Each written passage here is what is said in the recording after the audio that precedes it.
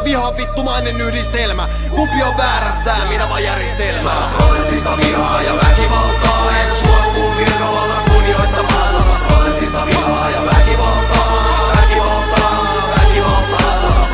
100% vihaa ja väkivaltaa. En suostu virkavallan kunnioittamaan. 100% vihaa ja väkivaltaa. Väkivaltaa, väkivaltaa. Mietipä jos saisit kyttä. Jaksaisit se istuu vitu tuo pusikas tutka kädessä viikon autossa päivästä vitun toiseen antaa sakkoja jollekin vitun surkimukselle ylinopeudesta. Sä oot toivonut pääseväsi jonkin vitun karukopaan, mut sit sut pannaan jonkin vitun passipoliisiksi. Tää todistaa sen, et kytät on tyhmempi kuin muut ihmiset.